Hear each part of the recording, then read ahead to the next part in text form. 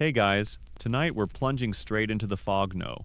Not the cozy mist of your dehumidifier, but the swirling soup of ancient Greek nothingness. That's right. Tonight we're talking about the time before the gods, before the myths, before even Zeus had a reason to turn into a shivering cuckoo bird. You're floating above a void, the kind of emptiness that makes you question if you left the oven on or if the oven even exists yet. It's quiet. Too quiet. Until bam, chaos shows up. Not the chaos of spilled cereal or a late-night text from your ex, but the actual cosmic chaos. The Greeks imagined it not as noise, but as yawning nothingness. Out of this, a few things spontaneously pop into being, like Gaia, the earth, Tartarus, the pit of despair, and Eros, the god of awkward romantic tension. Because, of course, even in a void, love finds a way to complicate things. So Gaia, being Earth, decides to birth Uranus Sky. No one asked for him, but here he is anyway, stretching above her like a clingy weighted blanket. They hook up, don't think too hard about the logistics, and suddenly the world's full of babies with too many limbs, eyeballs in odd places, and yes, giants. It's like nature's early draft folder, full of creatures that didn't make it past editing. You drift past the first batch, 12 titans, sturdy and serious, 300 handers who sound like a bad band name, and 3 cyclopes, one-eyed troublemakers with a fondness for building weapons of mass destruction.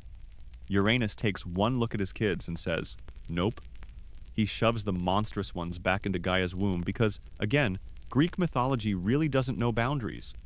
Gaia, understandably upset, sharpens a sickle. She whispers to her titan children, hey, how about you deal with your father? But most of them ghost her, claiming they're busy or emotionally unavailable. Only Cronus, the youngest titan, steps up. You watch him, sickle in hand, lurking in a cosmic bush. When Uranus drops in for his nightly cling session with Gaia, Cronus leaps out and he castrates Skydad in a scene that would make any urologist wince. Uranus screams. His blood fertilizes the earth, spawning Furies, giants, and for some reason a goddess named Aphrodite later, who arrives dramatically on sea foam because subtlety has left the building. Now Cronus, high on vengeance and maybe a little trauma, declares himself king. He marries his sister Rhea, Greek family dynamics are basically a telenovela, and begins ruling the cosmos. The good news? No more cosmic snipping. The bad news? Cronus develops a very bad habit eating his kids. He's heard a prophecy that one of them will overthrow him, and his solution is consume all offspring like their pre-packaged Greek yogurt. You lounge invisibly in the background as Rhea grows increasingly annoyed. Every time she gives birth, Cronus swings by with a bib. First Hestia disappears. Then Demeter, Hera, Hades, and Poseidon, all swallowed whole like cosmic tic-tacs. Rhea is exhausted, but more importantly, done. On her 6th pregnancy, she has a sneaky idea. She gives birth to Zeus in secret, hands Cronus a rock wrapped in baby blankets, and smiles like she didn't just gaslight her husband. Cronus swallows the rock without blinking. You feel a little sorry for his digestive system. Zeus is spirited away to the island of Crete, because of course, no baby in Greek mythology is safe without being stashed in a remote cave. And that, my drowsy friend, is where you start to settle in. You curl up beside a baby god hidden in goat-hide swaddling cloths, guarded by nymphs and a group of noisy armored dancers called the Carides. Their job? Bang their spears on their shields whenever baby Zeus cries, to mask the sound. Because Cronus, despite being a cosmic tyrant, is apparently also a very light sleeper. The cave smells of moss and warm milk. A magical goat named Amalthea provides Zeus with divine dairy. Yes, this future king of Olympus gets raised on goat milk and wild honey.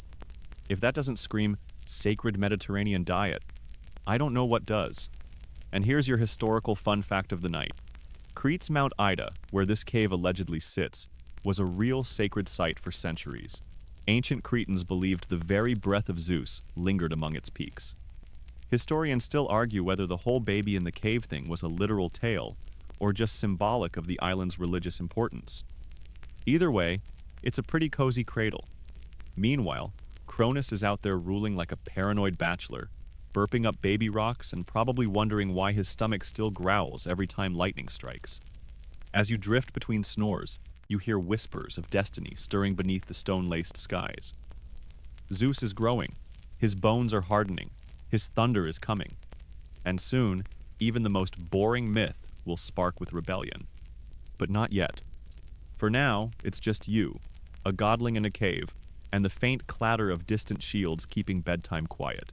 You stir beneath a low, humming sky.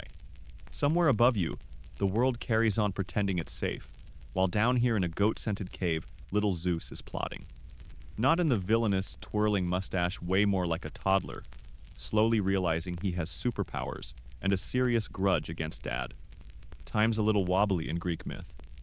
Days stretch like taffy, years blur like smudged ink.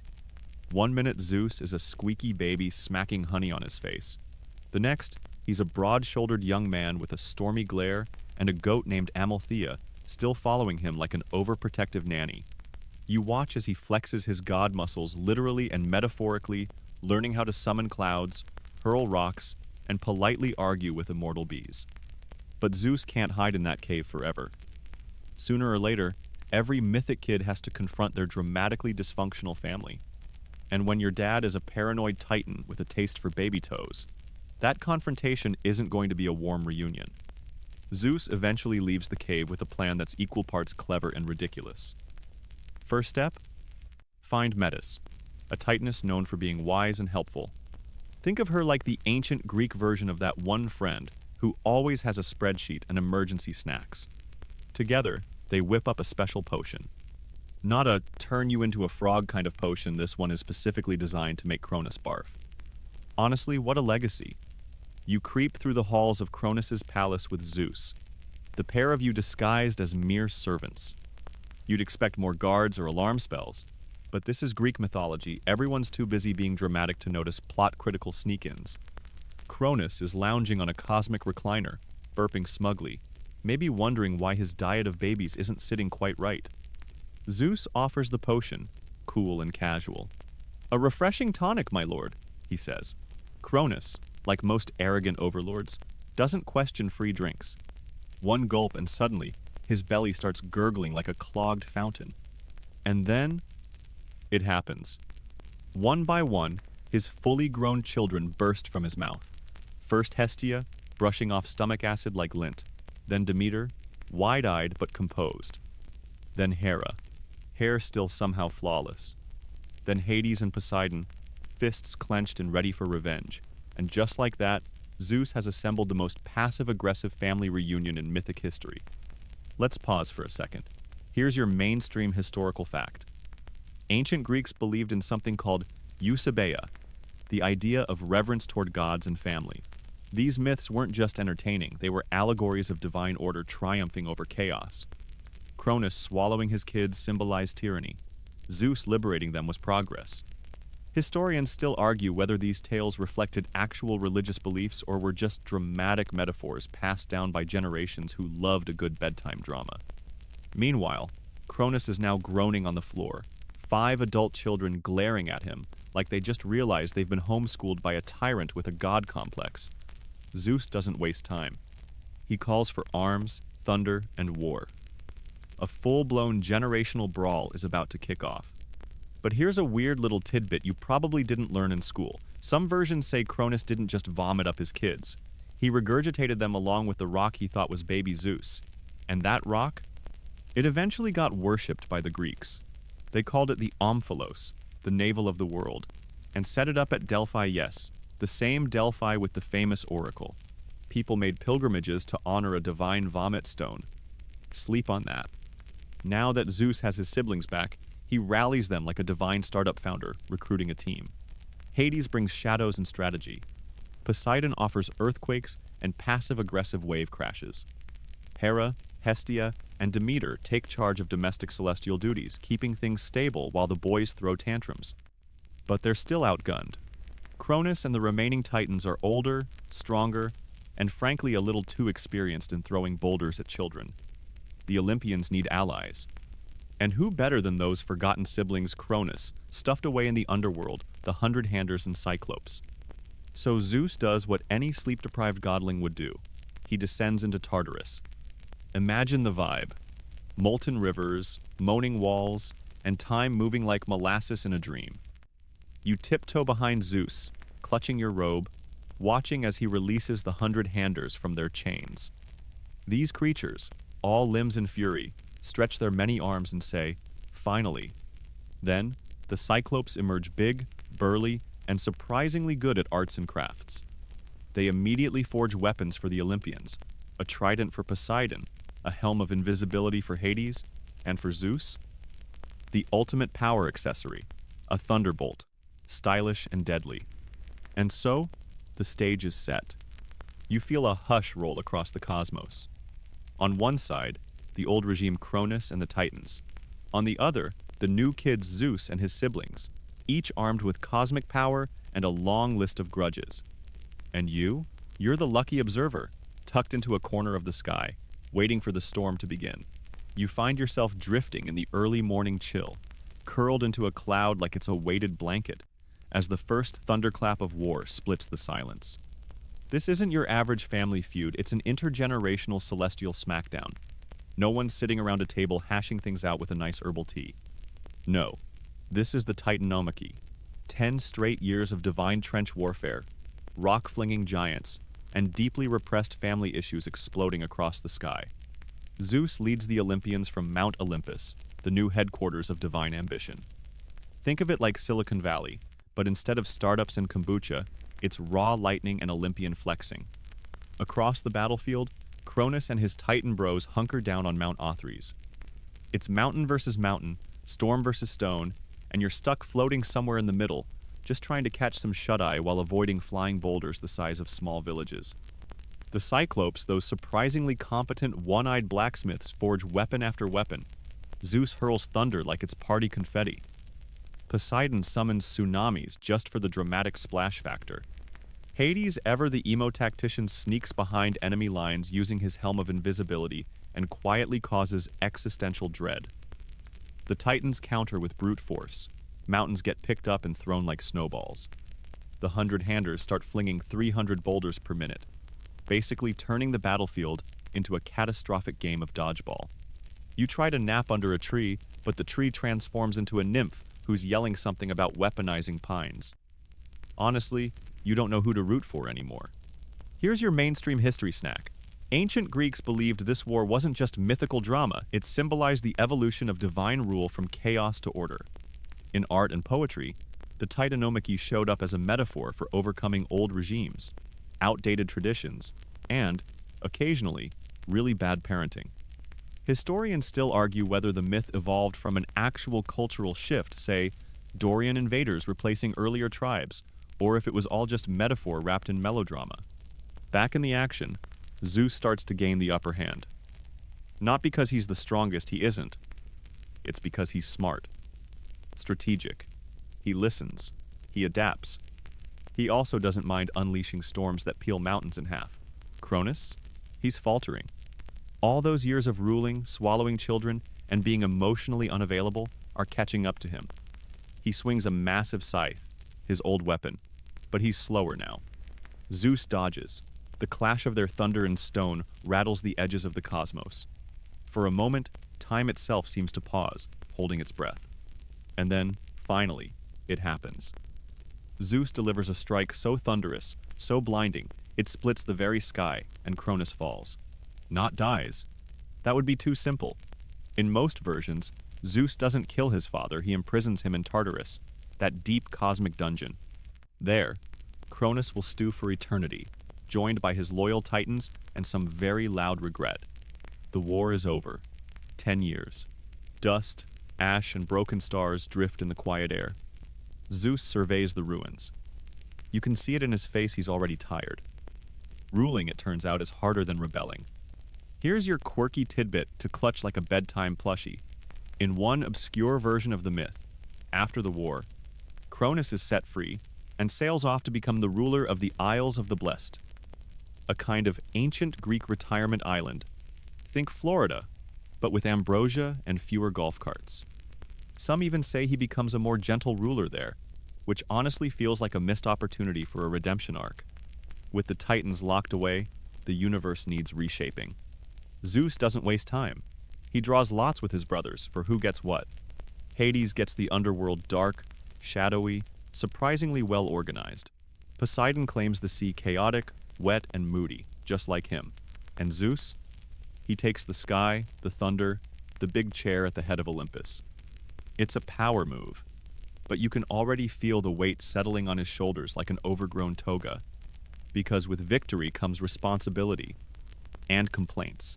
So many complaints. The gods who fought beside him now want titles, roles, and corner offices in Olympus. Demeter wants dominion over crops. Hestia just wants peace and a warm hearth. Hera wants, well, everything neat, orderly, and respectful. Good luck with that, Zeus. Mount Olympus transforms. Marble halls stretch to the clouds. Nymphs decorate floating balconies. Doves flutter around like they're part of an ancient Greco-Roman Pinterest board. It's beautiful, but not exactly peaceful, the gods argue. They gossip. They throw shade and golden apples. You try napping behind a curtain, but Eros keeps firing love arrows at everything that moves, including one poor satyr who now has a romantic obsession with a tree stump. But here's the rub. Peace doesn't come easy, especially not for Zeus. He may have won the war, but now he's stuck with the after-party, and no one ever brings enough wine. Still, in that quiet pause after victory, with the stars resetting and the thunder resting, Zeus does something rare. He looks out across the sky, takes a long breath, and for a moment you swear he smiles. Because for now, the old world is gone, and the new one, it's his to build. You hover above the golden cloud line, peeking into Olympus as the first cracks of divine bureaucracy start to echo through its ivory halls. Zeus, once the rebellious cave baby armed with potions and thunderbolts, is now the ruler of everything that sparkles and rumbles. You'd think he'd be basking in glory, sipping ambrosia while thunderclouds massage his temples. But no, he's stressed. And not just forgot where I parked my chariot stressed. This is full on. My family is literally immortal and never stops bickering stressed. Because ruling is messy. It's meetings. It's debates over cloud zoning regulations. It's figuring out who gets to run the sun on weekends. But more than that, it's the weird loneliness that comes with sitting at the top. There's no real playbook for divine king of everything. And even the Cyclops HR department seems to be on eternal lunch break. Zeus, it turns out, has one thing on his mind. Love. Or, more accurately, companionship. Or, if we're being brutally honest, someone to validate his divine greatness and possibly help file paperwork. Enter Hera. Hera is not just any goddess. She's Zeus's sister, which, in Greek mythology, makes her a prime romantic candidate. She's graceful, powerful, fiercely intelligent, and can wither you with a glance. She's not exactly thrilled with Zeus's track record of thunder-based problem-solving. But Zeus? He's smitten. Deeply, hopelessly, awkwardly smitten. And so he begins to woo her. Now, you might imagine roses, poetry, or maybe a dramatic golden sunset. But Zeus, true to form, opts for a disguise. Specifically, a cuckoo bird. Not a lion, not an eagle, not even a majestic peacock. A wet, trembling, pitiful little cuckoo bird. You're probably thinking, that's a weird move for the king of gods.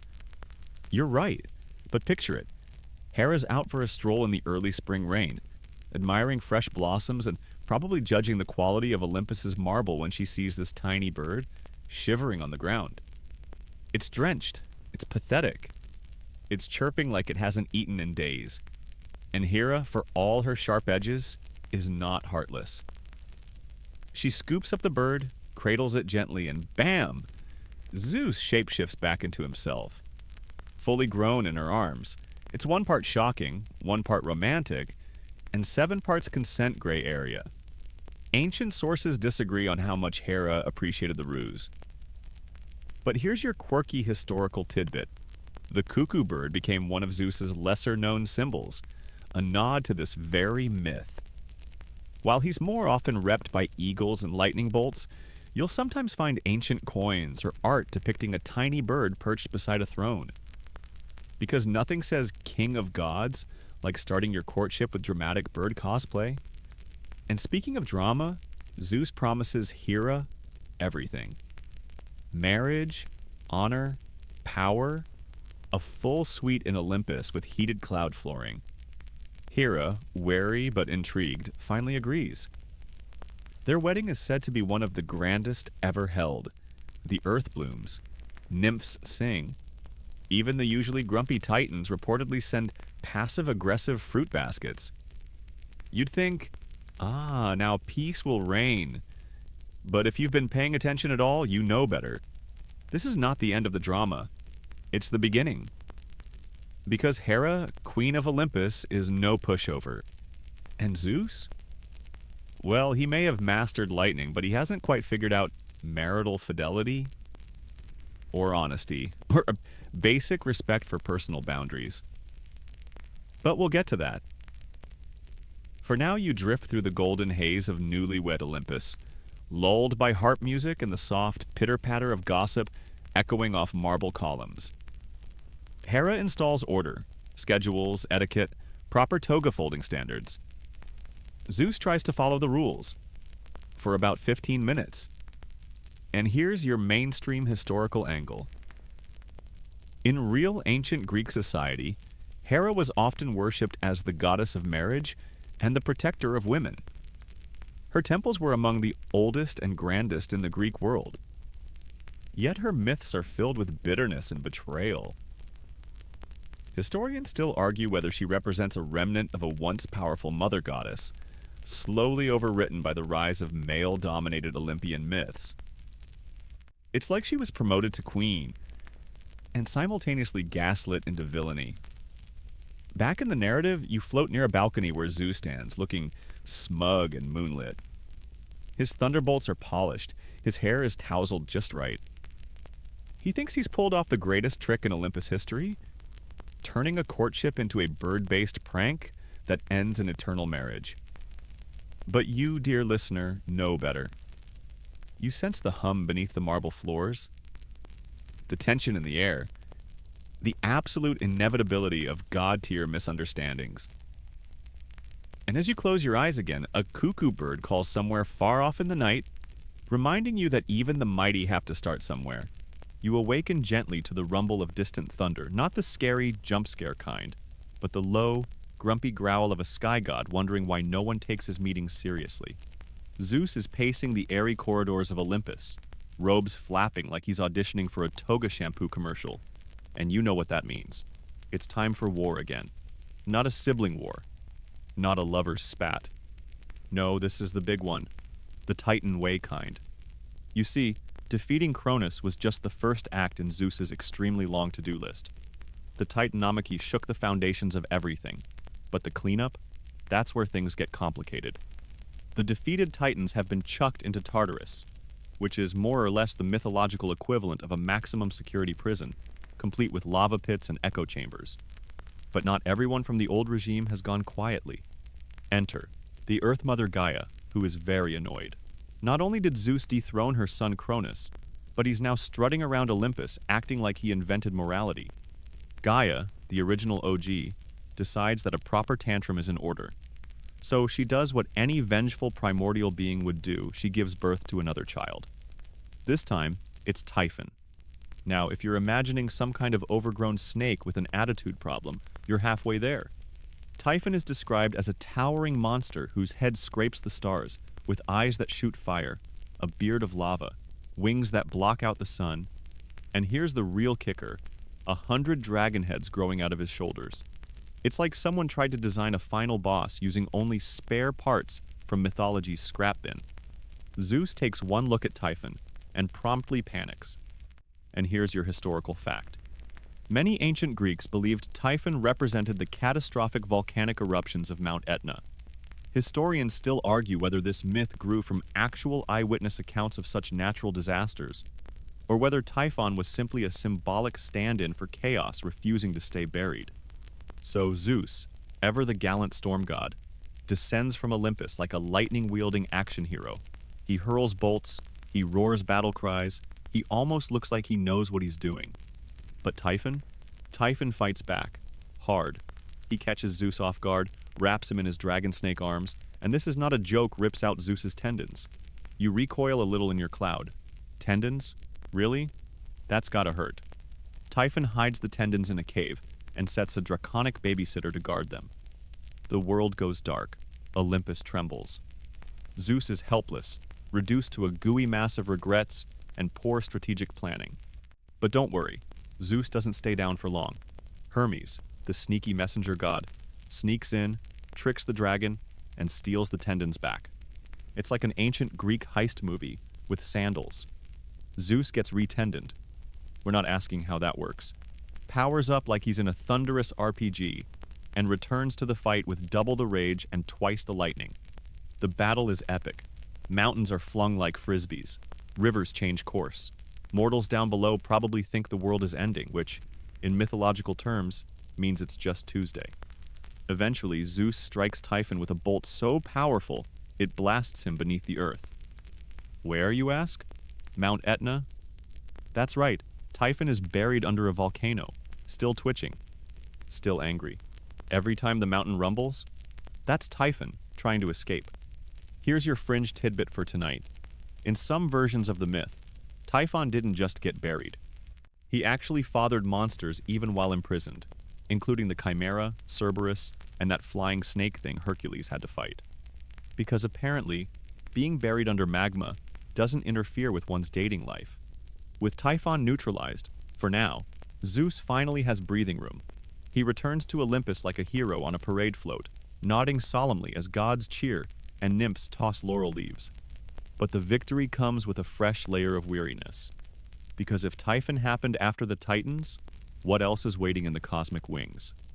You nestle deeper into your cloud, shifting slightly as Zeus settles into his throne again.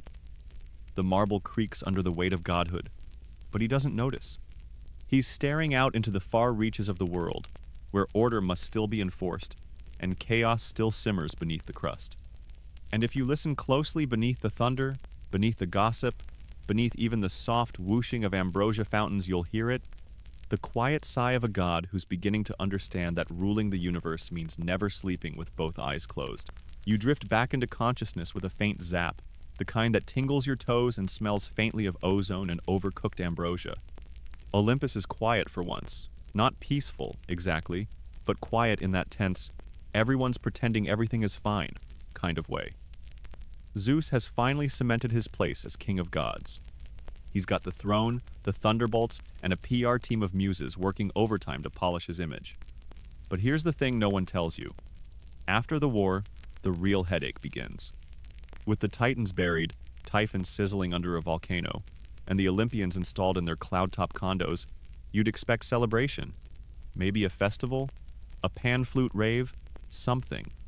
But instead, problems. So many problems. Zeus wakes up each morning to a fresh scroll of complaints. My mortal followers won't stop sacrificing goats in my bathhouse. Poseidon flooded the marketplace again.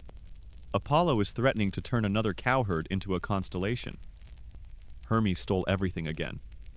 It turns out that when you give immortals free time and unlimited power, things get weird fast. Zeus quickly realizes he's less of a ruler and more of a cosmic referee. One day, you float past his throne room to see him trying to explain cloud zoning to Dionysus, who just wants to install a wine fountain next to the oracle at Delphi. Another day, he's adjudicating a case where Hera turned a rival into a cow, again, and the cow is now trying to unionize with other cursed animals. It's a mess. Here's your mainstream history moment. In real ancient Greece, Zeus was worshipped not just as a sky god, but as the upholder of Xenia, sacred hospitality, and Dike, or cosmic justice. He represented order, law, and the moral glue of society. Historians still argue whether this was due to genuine religious belief or a clever way to encourage people not to murder their dinner guests. Meanwhile, Zeus is developing a new problem: parenthood.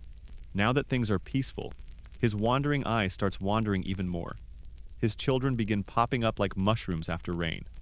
Some are with Hera, who is increasingly suspicious every time he claims to be working late during a thunderstorm. Others are not. The Olympian daycare is getting crowded. Hermes, Apollo, Artemis, Athena, Ares, Hephaestus, the list grows. Some children are born with honor. Some arrive wrapped in scandal. A few show up as fully grown adults, which really messes with the scheduling. And here's your fringe tidbit for this section. In one variant myth, Zeus created a daughter by eating her mother. Yes, really. He swallowed Metis, the goddess of wisdom, while she was pregnant. Later, he developed a splitting headache. Solution? Have Hephaestus crack his skull open with an axe. Out popped Athena, fully armored and already rolling her eyes. Ancient myth. It's never subtle.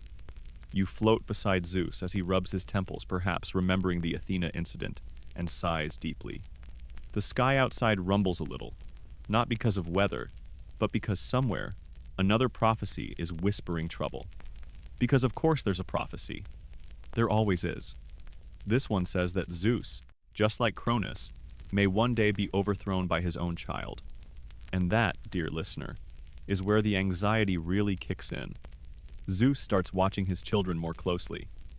He has Athena sit further from the war plans. He tells Apollo to maybe dial back the ambition.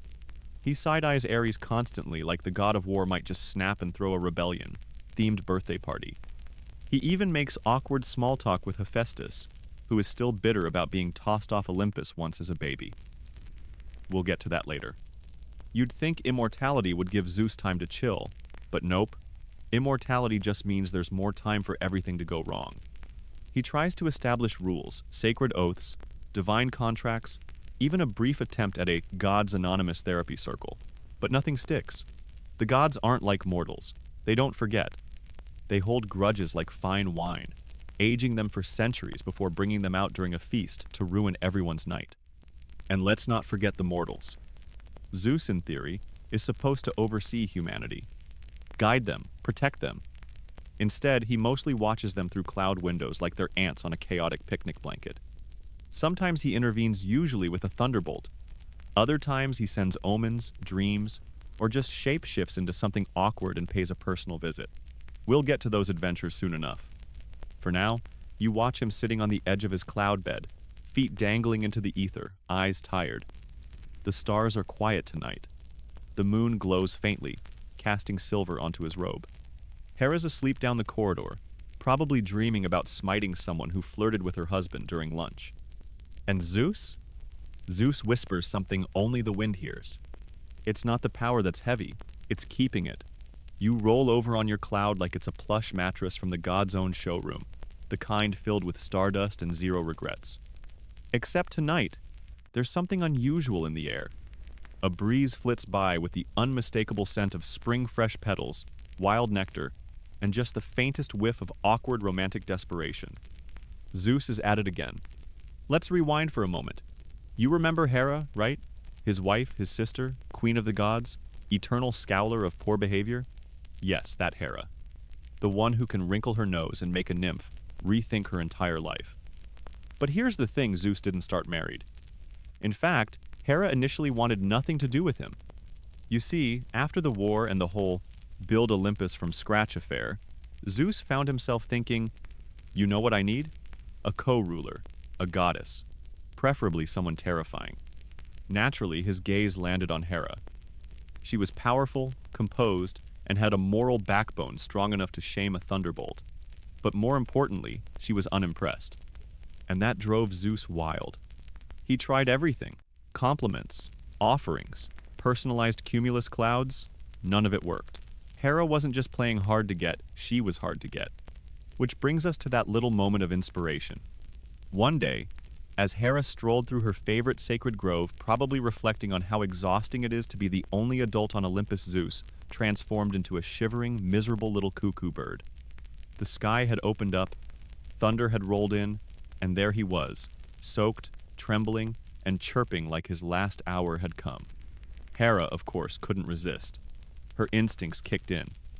She scooped up the bird, tucked it into her robes to warm it, and just like that, poof, Zeus emerged in full divine glory, smug as a toddler with a secret cookie stash. There was a pause, then a shriek, then some very uncomfortable silence. But Zeus, ever the showman, knelt in the muddy grass, confessed his love, and asked Hera to marry him. Now, here's your mainstream mytho fact. Their wedding wasn't some quiet elopement behind a temple. No, it was the event of the age. The gods gathered, ambrosia flowed like bottomless brunch, and Gaia herself gifted the newlyweds a golden apple tree bearing fruit of eternal life, because nothing says healthy relationship like symbolic immortality and gift-giving flora. The marriage of Zeus and Hera was meant to be the stabilizing force of Olympus. Power meets virtue, king meets queen. What could possibly go wrong? Everything, obviously. But we're not there yet. For now, you stroll through the glittering halls of Olympus as wedding preparations whirl into full gear. Nymphs drape vines over marble columns.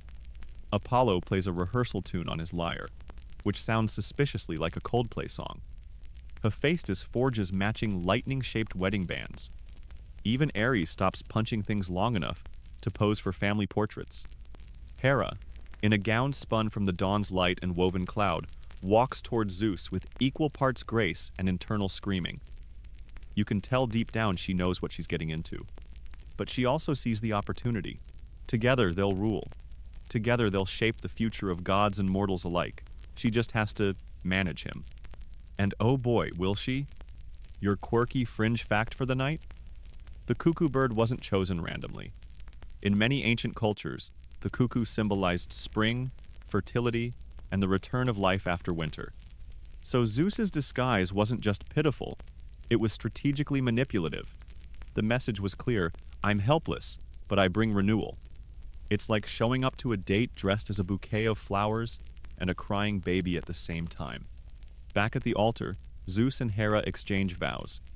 They sip from a shared goblet of nectar, lock eyes, and, in true Olympian fashion, smile like they're both hiding several backup plans. The feast that follows is legendary. Satyrs dance. Pegasus does aerial loops. Dionysus brings wine from a vineyard that technically doesn't exist yet. It's loud, magical, and deeply exhausting. You fall asleep beneath a buffet table, piled high with ambrosia-stuffed figs. But even through your dreams, you sense it. This isn't a love story. Not the sweet kind, anyway. This is a contract. A cosmic partnership with power, passion, and passive aggression baked right in. Zeus has his queen. Hera has her throne. And Olympus? Olympus is officially open for business. You wake to the sound of a slammed marble door echoing down the heavenly halls like a thunderclap that forgot its cue. Hera is storming out of the bedchamber again, her sandals clicking like judgment, and somewhere in the distance, a peacock flutters nervously. Ah, marriage. Immortal, eternal, and absolutely exhausting. So now you find yourself in the thick of it. Hera and Zeus's divine union. On paper, a majestic symbol of balance and cosmic harmony. In practice, a rolling series of arguments, betrayals, side eyes, and the occasional curse-induced animal transformation. Hera's title may be Queen of the Gods, but that doesn't mean she gets respect handed to her on a silver platter. No, she has to command it, while Zeus spends half his time reminding people he's king, and the other half wandering through the mortal world disguised as bulls, swans, or clouds. You're not sure whether to laugh or stage an intervention. Let's be honest, Zeus isn't exactly winning husband of the eon. The minute things get comfortable, he gets bored. And when Zeus gets bored, mortals tend to find themselves suddenly impregnated by thunderstorms. Hera knows. She always knows. And you, sitting cross-legged behind a celestial fern, get a front-row seat to the slow-burn pettiness that follows. Here's your mainstream historical nugget. While Zeus and Hera were seen as the ideal king and queen pair in religious cults, especially at Olympia and Argos, their myths told a very different story. These tales often depicted their marriage as strained, combative, and frankly, filled with divine pouting. Historians still argue whether this reflected the real tensions between old matriarchal goddess worship and newer patriarchal Olympian structures, or if it was just ancient playwrights having a little too much fun. Hera, as goddess of marriage and fidelity, takes her role very seriously. And that means when Zeus breaks the rules again, she doesn't just let it go. No, she gets creative. Petty, yes, but oh so creative. Take Io, for example. Zeus fell in love with her, because of course he did. She was beautiful, mortal, and had the misfortune of walking past Olympus at exactly the wrong time. To hide the affair, Zeus turned her into a cow. Not a sleek, Instagram-filtered cow, a regular, mooing, wide-eyed pasture cow. Hera finds this suspicious. A cow wandering the palace grounds wearing a laurel crown? So what does Hera do? She asks Zeus to gift her the cow. Because if there's one thing Zeus can't say, it's no to Hera, without making it obvious he's lying. He hands Io over, tail twitching, and Hera posts a divine babysitter. Argus, a giant with 100 eyes, perfect for round-the-clock surveillance and the stuff of sleepless mythological nightmares. Eventually, Zeus sends Hermes to rescue Io. Argus dies, and Hera plucks his eyes to decorate her favorite bird, the peacock. That's right, the shimmering eyes on peacock feathers. According to myth, they're Argus's watchful, unblinking gaze. Nothing says, "I'm not letting this go," like turning your dead spy into a fashion statement. And here's your fringe tidbit. Hera's jealousy didn't just extend to the women Zeus seduced, it extended to their offspring. Hercules, for instance, suffered a lifetime of divine sabotage from Hera, simply for being the result of one of Zeus's oopsie moments. She sent snakes into his cradle. There's being mad, and then there's snake in the crib mad. Back on Olympus, you observe the Cold War unfolding. Zeus tries to act like nothing's wrong, whistling as he strolls through golden corridors. Hera, on the other hand, doesn't yell. She does worse. She withholds approval. She chairs council meetings with surgical precision. She accidentally schedules lightning rod inspections during Zeus's naps. Still, for all their drama, they never separate. Not truly, because despite everything, they're both too powerful to walk away. Their marriage is more than romance. It's political, structural, mythological. They are the keystone of the Olympian pantheon. If they fall apart, the whole divine pyramid gets wobbly. They know this. You can see it in the way they argue, like storm clouds circling but never quite touching. They fight, yes, but they also rely on each other. Zeus may stray, but Hera is the one who keeps Olympus functioning. She holds the calendar. She remembers the oaths. She ensures no one forgets who she is. And she never lets Zeus forget either. Tonight, you float above the grand hall where they dine in silence. Gods chatter around them, but the tension at the head of the table is loud enough to make ambrosia curdle. Hera sips nectar with regal calm. Zeus stares into his goblet like it might offer a divine excuse. Then, Hera speaks. One sentence, cool as marble. That swan better not be your other disguise again. You stifle a laugh. Zeus blinks. And the great wheel of celestial passive aggression spins on. The sound of harp strings floats through the air, sweet and lilting until it's drowned out by Ares shouting something about blood oaths and Athena correcting his grammar mid-swing. You peek out from under your cloud blanket to find Olympus alive with noise, beauty, and absolute chaos. It's like living in a divine luxury hotel where every guest thinks they're the main character. Because tonight's episode isn't about Zeus or Hera. It's about everyone else. The loud, dramatic, impossibly beautiful neighbors who fill the divine halls and make quiet sleep a near impossibility. Let's start with Poseidon, Zeus's brother, god of the sea, and how to put this delicately, constantly salty. He's moody, powerful, and perpetually feels like he got the short end of the thunderbolt. Sure, the sea is vast and mysterious, but Poseidon wanted Olympus, and he never lets anyone forget it. One moment he's sulking in his underwater palace with sea nymphs and shell-shaped goblets, and the next he's rising from the waves to flood a coastal village because someone forgot to sacrifice a goat. He and Zeus clash often, usually about power, pride, or who gets to control storms on Tuesdays. Then there's Hades, the other brother, the one who drew the underworld in that infamous post-Titanomachy lottery. Hades is rarely seen on Olympus, and when he does show up, it's like the goth cousin crashing a beach party. He's quiet, intense, and surprisingly well-mannered. He doesn't throw tantrums like Ares or flirt like Apollo. He just shows up, makes a few death-related puns, and disappears in a swirl of shadows. You float past him once near the Ambrosia bar. He's sipping something dark, ignoring everyone, and muttering about mortals not understanding contracts. He probably has a spreadsheet of souls. Speaking of Apollo, he's holding an impromptu concert on a balcony. God of music, poetry, the sun, and let's be honest, humble brags. He's golden-haired, radiant, and just a little too aware of his own aesthetic. His twin sister, Artemis, is perched nearby, arms crossed, radiating, "Do not flirt with me" energy. She's the goddess of the hunt, wilderness, and staying single forever, thank you very much. Apollo strums a lyre. Artemis rolls her eyes. Nearby, Aphrodite arrives in a shimmer of light and doves. Everyone turns. Of course they do. She's the goddess of love, born from sea foam and dramatic timing. Mortals and gods alike lose their minds around her.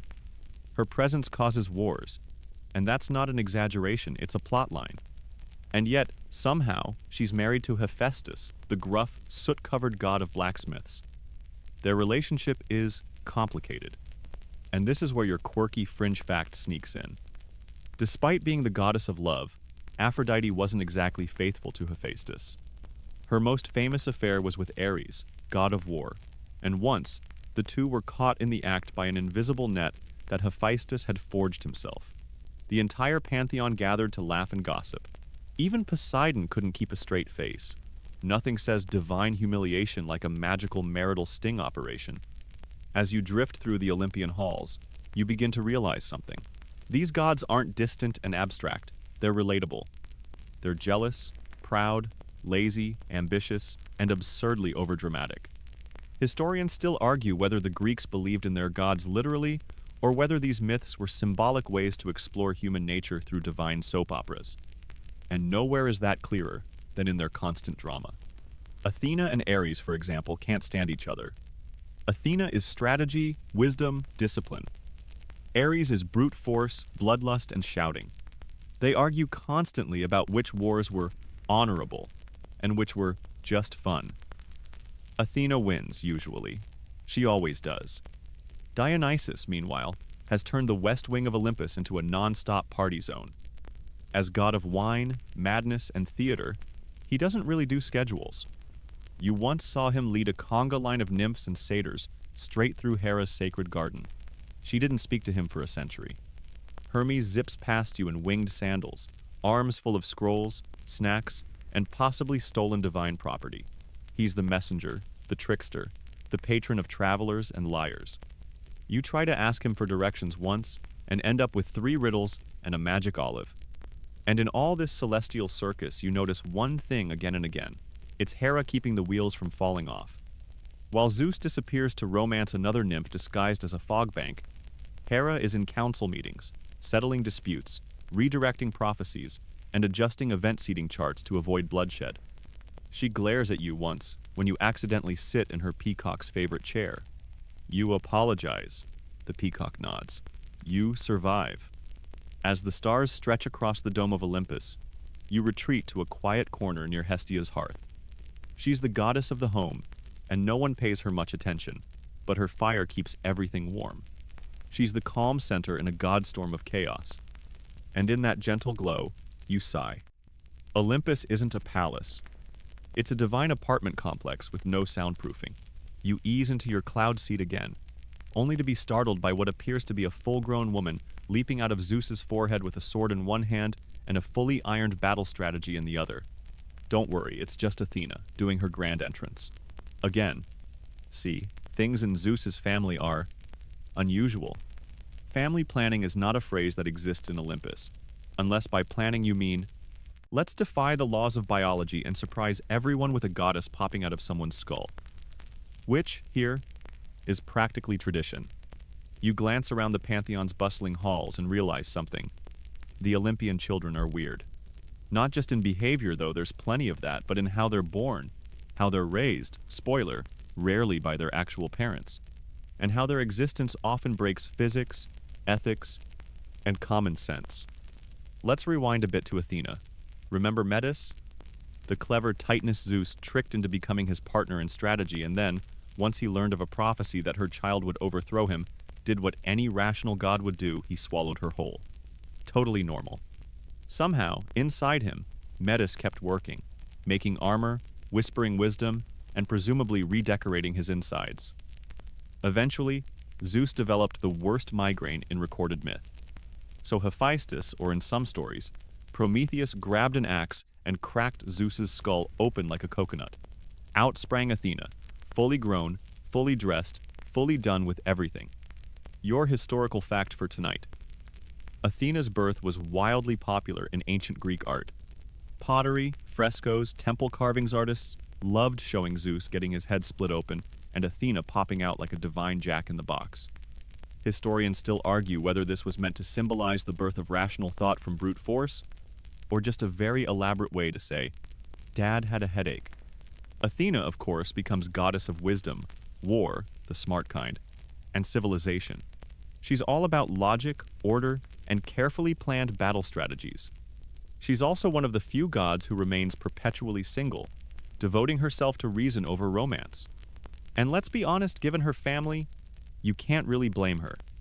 Then there's Hephaestus, the god of blacksmiths, volcanoes, and uncomfortable family dynamics. Some say he's the son of Hera alone, born when she got mad that Zeus made Athena by himself. In a mythic display of pettiness, she decided to have a child without Zeus.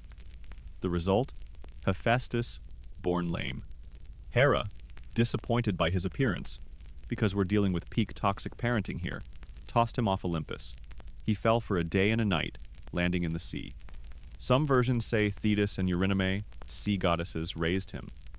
Others say he simply clung to volcanic rock and began forging weapons out of spite. Either way, he returned to Olympus years later, angry, talented, and carrying the best tools in the business. He's not the only odd birth. Let's not forget Dionysus, who was technically born twice. His mortal mother, Semele, was tricked by Hera into asking Zeus to show his true god form. He did. She vaporized instantly.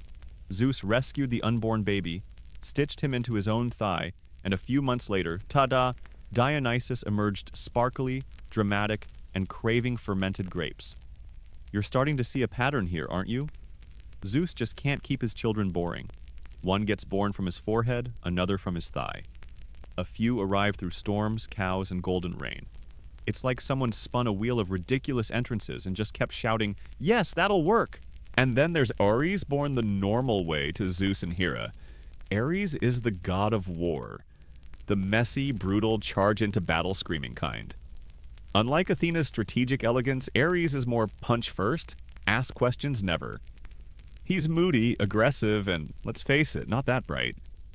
His love affair with Aphrodite doesn't help his reputation either, especially when he gets stuck in that infamous invisible net.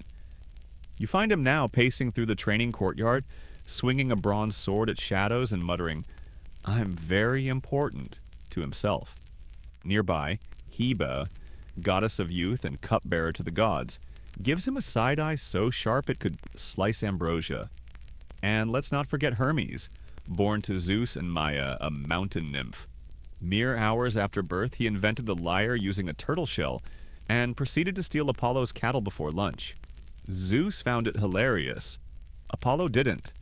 Hermes eventually talked his way out of trouble, returned the cows, and became the god's official messenger, diplomat, and chaos consultant. And here's your fringe myth gem. Pan, the half-goat god of the wild, is sometimes listed as a child of Hermes, though no one's quite sure. He was born with goat legs, a beard, and horns, and his mother ran away screaming the moment she saw him. Zeus naturally thought he was adorable. You begin to realize that the children of Zeus aren't just characters, they're symbols. Athena represents intellect, Hephaestus craftsmanship, Dionysus revelry, Ares violence, Hermes mischief. Each is a fragment of Zeus's sprawling personality, or maybe just a divine excuse for ancient poets to write weirder and weirder origin stories. You settle down near a soft patch of starlight as Hephaestus hammers away at some golden contraption, muttering about improper divine architecture. Ares throws a spear at a tree, which promptly turns into a dryad and sues him. Hermes zips by with a tray of scrolls. Athena rolls her eyes and updates her strategy chart. And somewhere, far above, Zeus watches it all. Proud? Maybe? Overwhelmed? Definitely, but in the ever-churning, ever-expanding chaos of godhood, he wouldn't have it any other way. You stretch and yawn as another soft Olympus breeze trails over your face, scented with ambrosia, burnt incense, and the faint anxiety of divine mischief brewing. And that can only mean one thing. Zeus is headed to Earth. Again. He's not on official business. No mortal kingdoms to bless. No oaths to sanctify. No floods to schedule. Poseidon's been grounded. No, Zeus is on another of his infamous walkabouts. Though walk might be too innocent a term. It's more like romantic reconnaissance. Except he usually arrives dressed as something that shouldn't be romantic. See, when it comes to mortal women, Zeus has no chill. He doesn't send flowers or write poetry. No, he transforms into animals, into weather, into furniture, if that's what it takes. His methods are strange, elaborate, and wildly inappropriate by mortal or immortal standards. Let's take Leda, for instance. She's just trying to have a peaceful bath by the river when, boom, a swan lands beside her. Not just any swan. A shimmering, divine, seductive swan. Which is not a phrase you ever expected to hear, but this is Zeus. He wraps his wings around her, and later she gives birth to 4 children. 2 from Zeus, 2 from her mortal husband. Because even her womb wasn't sure who signed the guest book. One of those swan children? Helen of Troy. Yes, that Helen. The face that launched 1,000 ships came from a divine swan incident. Try fitting that on a family tree. Then there's Europa. Zeus falls for her naturally, so he transforms into a bull. Hey, a magnificent, glossy, perfectly beach-posing white bull. He saunters up, lets her climb on his back, and then, splash, jumps into the sea and swims all the way to Crete. Casual. Just kidnapping via livestock. The continent of Europe is literally named after her. She did not ask for this. And Danae? She was locked in a bronze chamber by her paranoid father who feared a prophecy. Zeus, undeterred, turned into a shower of golden rain. Yes, rain, and entered the chamber. 9 months later, Perseus was born. Hero, Gorgon slayer, shiny shield enthusiast. All because Zeus decided plumbing was a viable romantic disguise. Your historical anchor for tonight? Zeus's mortal dalliances weren't just scandalous bedtime stories. They were foundational myths. Many ancient royal families claimed descent from his mortal children, like Alexander the Great, who fully believed he was descended from Zeus through Heracles. Historians still argue whether these stories were legitimizing propaganda or simply divine fan fiction handed down by storytellers with no filter. Let's not forget Alcmene. Zeus wanted her too. But she was married, faithful, and not in the mood for thunderous nonsense. So, Zeus impersonated her husband, extended the night to 3 times its length, because time apparently bends for romance, and conceived Heracles. When Hera found out... Oh, we'll get to that. And here's your delightful fringe tidbit. In one obscure version, Zeus even courted a mortal by turning into an ant. That's right, an insect. It's not the most majestic seduction strategy, but hey, it apparently worked. The resulting son? Myrmidon, ancestor of the Myrmidons, the fierce warriors led by Achilles. You find yourself wondering how this keeps working. Don't mortals see through the disguises? But this is mythology. Mortals see a glowing eagle or a talking cloud and think, yes, I would like to marry that. Back on Olympus, Hera is well aware of these escapades. She watches, furious but calculating, every time Zeus returns from a walk. Sometimes he brings back a child, sometimes a scandal, sometimes both, wrapped in a prophecy. And the children? They're everywhere, scattered across Greece like divine Easter eggs. Heracles, Perseus, Minos, Helen, Pollux, the result of Zeus's golden ambitions. Some of them become heroes, others get tangled in tragedy, but they all carry that Zeus brand sparkle, cursed with greatness, fame, and extremely complicated family trees. One day you spot Zeus reclining under an olive tree, looking both smug and nostalgic. Mortals, he says, They have such brief lives. I only nudge them toward greatness. You glance at the trail of broken hearts, cursed lovers, and heroic demigods. Nudge is doing a lot of work in that sentence. Still, there's a strange tenderness in him. For all his vanity and bad disguises, Zeus does care, in his own thundering, messy way. He weaves mortals into the divine fabric, making them part of something bigger, even if they didn't exactly sign up for it. And so you settle in beside him, half listening as he reminisces about the time he turned into a satchel of wind. Don't ask. Because sometimes even the most powerful being in the cosmos just wants to talk about his weirdest date. The night sky over Olympus shivers slightly, a ripple of nervous air and low thunder crawling across the stars. You roll over, fluff your cloud pillow, and try not to think about the growing stack of consequences Zeus has been avoiding. But tonight, there's no escaping them. Because if there's one thing Greek mythology does better than drama, it's payback. And nobody dishes it out with more flair than Hera. You see, for every golden rain seduction or eagle-induced surprise pregnancy, there's a corresponding act of divine revenge, usually involving curses, transformations, or overly creative punishments involving livestock. Hera, queen of gods and emotional consequences, doesn't forget.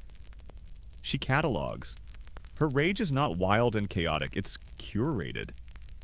Let's revisit Heracles. Born from Zeus and the mortal Alcmaeon, his very existence offends Hera. Not only did Zeus extend the night for that little tryst, but he had the audacity to name the child Heracles. Glory of Hera. That's not flattery. That's provocation wrapped in passive aggression and tied with a lightning bolt. So Hera does what any enraged immortal would do. She sends snakes into Heracles' cradle. Baby Heracles, of course, strangles them. No big deal.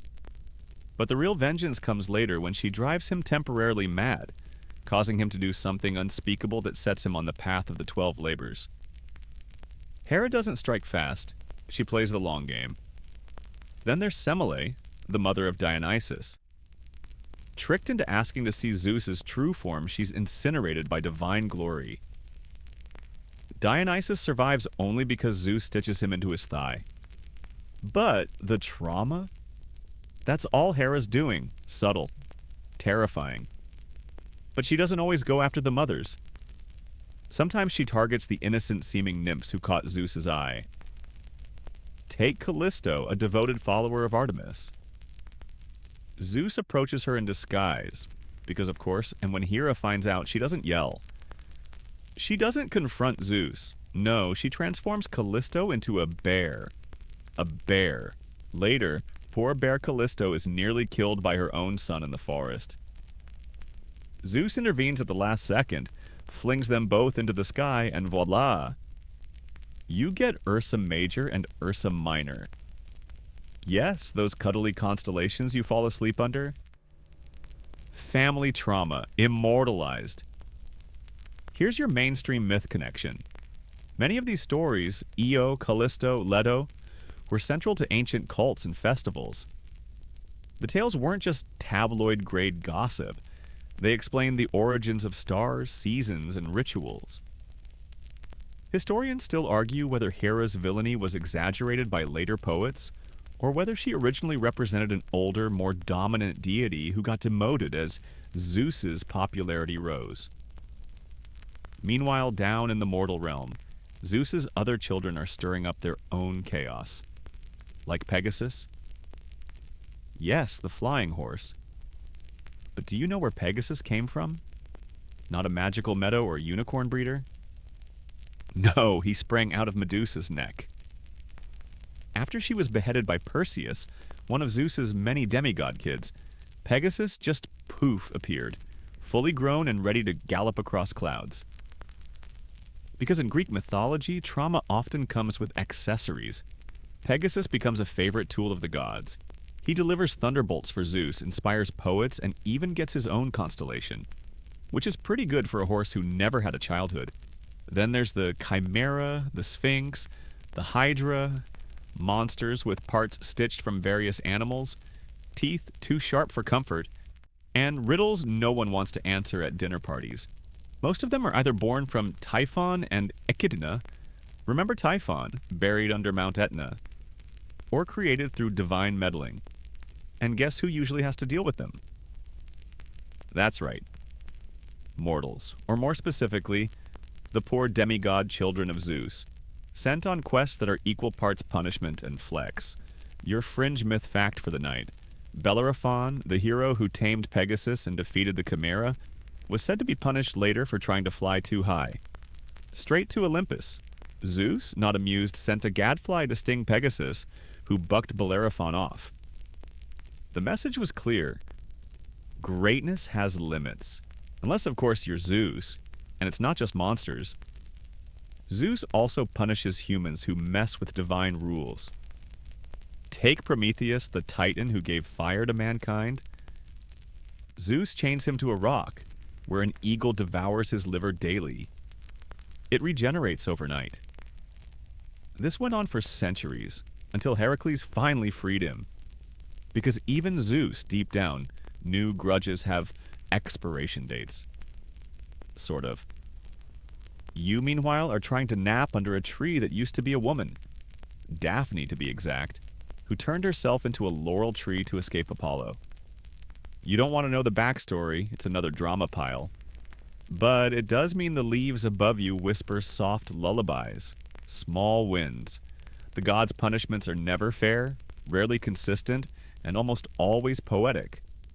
You break an oath, you get turned into a rock. You lie to Zeus, you become a nightingale. You boast about your weaving skills, you get turned into a spider. Looking at you, Arachne, but Zeus rarely acts alone. His wrath might be explosive, but Hera's vengeance is precise. And when they combine forces, well, let's just say no mortal wants to end up on that list. Still, somewhere deep in the mess of curses, monsters, and transformations, you sense a strange rhythm, a pattern. These punishments aren't just for cruelty, they're a form of order, a cosmic reset button.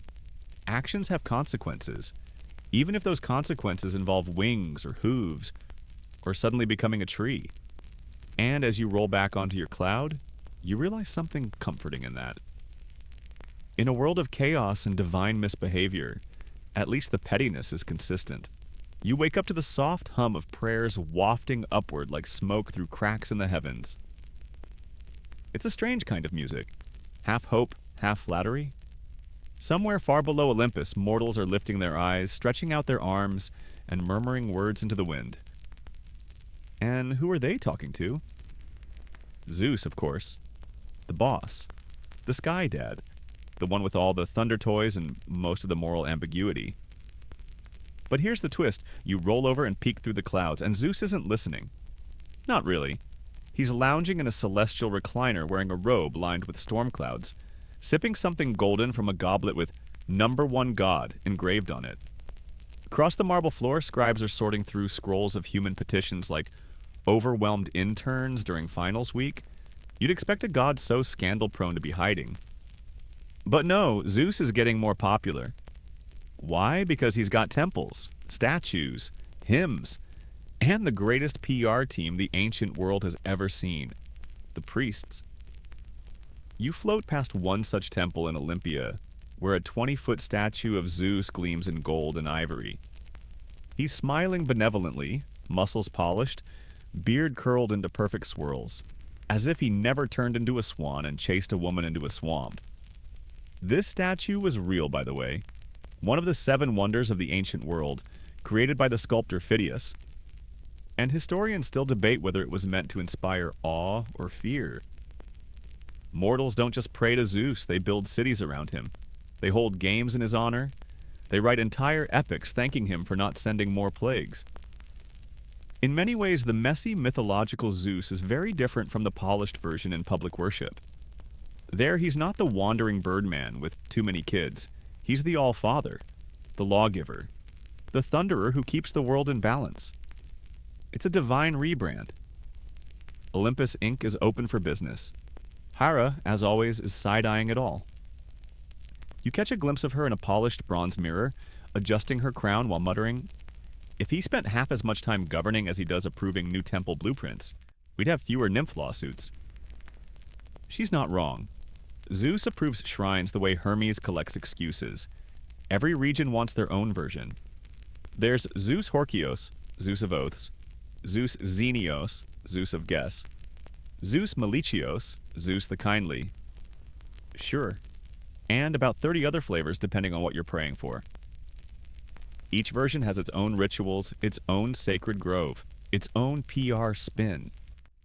One temple burns bulls, another offers honey cakes. Somewhere someone's waving peacock feathers hoping to get Hera's attention by mistake. Here's your mainstream historical fact. The cult of Zeus was widespread and powerful. His temple at Olympia wasn't just a religious site, it was a political symbol. A place where city-states came together for the Olympic Games in his honor. These weren't just sports, they were sacred acts of worship. Historians still argue whether the athletic competition or the divine allegiance mattered more. Either way, you didn't skip leg day when Zeus was watching. Meanwhile, Zeus plays the part well when he feels like it. He blesses crops. He sends signs via lightning bolts. He sometimes appears in dreams, usually with cryptic advice or vague dad energy. Trust the eagle, he'll say, and leave the dreamer to figure out whether that means follow the bird or avoid someone named Itos. But the branding doesn't stop with temples. There are coins with Zeus's face, songs, sacred trees. Even weather becomes part of the myth machine. A sudden storm? A message? A sunny day? Approval? An earthquake? Okay, that might be Poseidon. But you still blame Zeus first. It's part of the deal. You glide down into a mortal marketplace and listen to a man swear an oath by Zeus's name. Another pours wine as a toast. A third points to the clouds and says, "Don't lie, he's watching." Zeus has become more than a character. He's infrastructure. Here's a fringe tidbit to savor. In some rural parts of Greece, local farmers believed thunder was literally Zeus fighting invisible monsters in the sky. Every time it stormed, they'd toss barley into the wind and whisper, "Give 'em one for us, big guy." It wasn't theology, it was teamwork. Back on Olympus, Zeus leans into his throne, basking in the devotion. For all his flaws, and he has many, he knows how to hold power. He understands one simple truth. Rule the narrative, and you rule the world. So yes, there are whispered myths about the time he wooed a mortal as golden mist. But there are also chiseled altars, civic prayers, and contracts sealed in his name. Mortals may gossip about the former, but they live by the latter. You drift into sleep under the soft glow of a temple torch, flickering gently against a sculpture of Zeus with outstretched hands. The stone eyes are calm, the smile faint, a reminder that even chaos with enough polish can pass for order. And maybe, just maybe, some gods are better loved from a distance. Somewhere between the snores of a satyr and the soft flapping of owl wings in Athena's private library, you start to question everything. Not your life choices, those went out the window when you started sleeping next to a flying horse, but the myths themselves. Because, let's be honest, do these stories even make sense? You're not alone. Generations of scholars, philosophers, poets, and armchair theologians have been poking at Greek myths like a suspicious piece of leftover ambrosia. These stories are magical, tangled, absurd, sometimes profound, often contradictory, and yet they endured for millennia. Why? Maybe it's because they're more than stories. They're a mirror, a cosmic game of telephone passed from fireside to amphitheater, to temple to elementary school textbook. And at the center of this mess, shimmering like a lightning bug in a wine goblet, is Zeus. The swan seductions, the cow transformations, the forehead births, the thunder tantrums. You've heard it all now, and somewhere in that haze of weirdness, you can't help but notice how human it all is. One moment, Zeus is the all-powerful ruler of storms. The next, he's hiding in a bush because Hera's found out he turned into mist to woo another shepherdess. He's majestic and ridiculous, feared and mocked. which frankly makes him easier to believe in than some cold, distant deity in the clouds. Take, for instance, his simultaneous roles: punisher of oath-breakers and serial promise-breaker, guardian of justice and frequent violator of personal boundaries. It's not hypocrisy, it's flexibility. It's mythology's version of do as I say, not as I thunderbolt. Ancient philosophers tried to clean this up. Plato wanted the gods to behave better, more morally upright, less incest and deception, please. Others, like the Stoics, reinterpreted the myths allegorically. Zeus wasn't really turning into animals. He was the personification of natural forces. The cuckoo bird? Maybe it represented seasonal change, or divine humility, or just a really weird pickup line. Historians still argue whether these myths were intended literally, metaphorically, or somewhere in the muddled middle. Meanwhile, poets leaned into the mess. Hesiod's Theogony gave us the family tree. Homer kept it tidy for the Iliad, mostly focusing on Zeus's war commentary and arguments with Hera. Later playwrights and Roman copycats like Ovid cranked up the drama until it was practically a soap opera with togas. And still, people kept telling the stories. Why? Because they explain things. Bad weather, fate, jealousy, genius, heartbreak. They make the world make enough sense. Why did the crops fail? Demeter's grieving. Why did lightning strike the barn? Someone lied under oath. Why does your child talk back and win arguments? Maybe they're part Athena. Your fringe fact tonight. In some ancient Greek villages, people left food offerings in old tree hollows for Zeus. Not because they expected him to descend from Olympus and eat it, but because they believed the tree was Zeus. Not a throne, not a metaphor, just a literal tree with opinions. The myths are rooted in ritual. They came alive in temple chants, oracle whispers, drunken festival reenactments. And they didn't always line up. One region's version of Zeus might have him as a gentle sky father, while another portrayed him as a jealous tyrant who could ruin your week with a sideways glare. You peer down into Delphi now, where the oracle of Apollo still breathes in vapors and speaks in riddles. People ask her everything. Should I go to war, plant barley, trust my cousin? And somewhere in her trance, she channels the will of the gods. But what if, bear with me, it's not about truth? Maybe the point of the myths was never to tell us what actually happened. Maybe it was to remind us that nothing is certain, that power is flawed, that wisdom is born from mistakes, that even the gods argue, fall, and learn.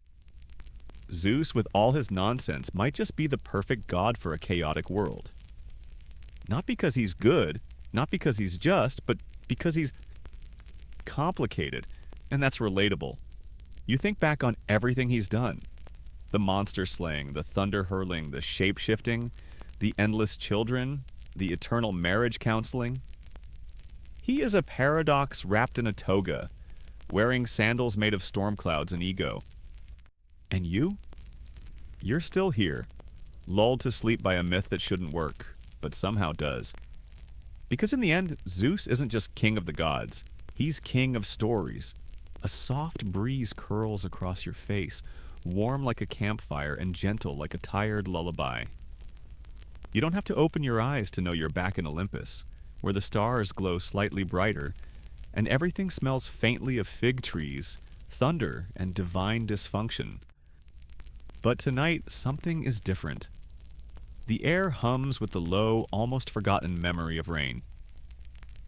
You turn, stretch, and there, perched on the branch of a laurel tree framed by a pale moon, is a bird. Small, speckled, and trembling just a bit in the breeze. A cuckoo. And suddenly it all comes rushing back. That ridiculous courtship. The trick. The shivering disguise, the most powerful god in all of existence, reduced to a damp ball of feathers for the sake of love. Or at least for the sake of winning. Zeus hiding his glory behind hollow bones and soft chirps. You watch as the bird turns its head, its tiny eyes searching, hopeful. And then, in the distance, you see Hera, standing beneath the same moonlight, arms crossed, one eyebrow arched to the heavens. He remembers. He always remembers. The story of the cuckoo bird isn't about weakness, it's about transformation. Zeus, the thundering, booming, bellowing Sky King, had to become something small, something vulnerable. He had to make himself pitiful, not to deceive, not this time, but to soften Hera's heart. And it worked. According to legend, that single gesture, a drenched little bird flailing in the rain, was what finally made Hera laugh. Not a mocking laugh, not the sharp kind she usually gives to nymphs caught flirting with her husband. Number a real laugh, the kind that catches you by surprise, the kind that opens a door just enough to let someone in. That laugh became a wedding. That wedding became a kingdom. That kingdom became a mythology. And the cuckoo bird? It stayed. Not just in the story, but on Olympus.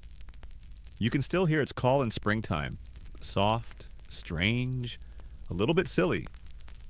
Some say it sings every year to remind Hera that she once held her king in her hands, helpless and humble. Here's your mainstream myth reminder. The cuckoo bird truly was a symbol of Zeus in parts of ancient Greece. He was associated with storms, fertility, and renewal.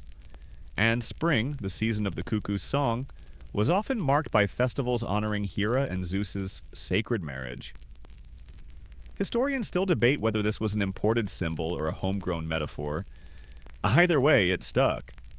And your fringe fact to tuck under your pillow? In some lost fragments of poetry, Zeus himself is said to regret that trick. Not because it didn't work, but because it was the last time he was honest about needing someone. That, more than the thunder or the power or the 1,000 children, is what makes him interesting.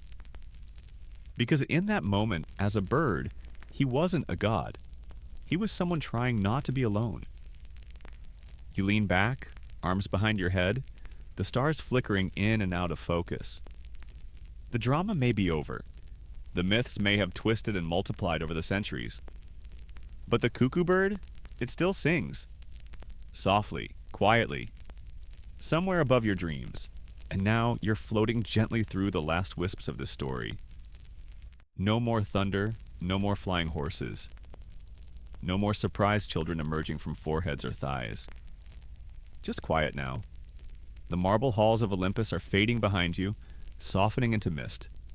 The golden glow from divine hearths dims like candlelight behind closed doors. Even the gods have finally mercifully gone to bed, some tangled in their drama, others finally breathing deep, snore-filled sleep. You drift downward, past the laughing stars and silent temples, past forgotten altars wrapped in ivy. The cuckoo bird hums in the distance, its call stretched into a sleepy echo like a lullaby that doesn't need words. Even Zeus, king of the skies, has set aside his lightning for tonight. His robe of storms folded neatly by his cloud-side chair. His hand rests on Hera's, fingers barely touching. And you? You've heard the chaos, the absurdity, the beauty of these old, strange stories. You've wandered through golden halls and muddy cow pastures, through battles, betrayals, and bronze-plated love. And now it's time to rest. Let your thoughts scatter like petals on the wind. Let the images fade to softness. Let your body sink into whatever you're lying on, bed, couch, cloud, and let the night carry you far from gods and myths and marble stairs. Shh. Let go. You're safe now. The stories will wait.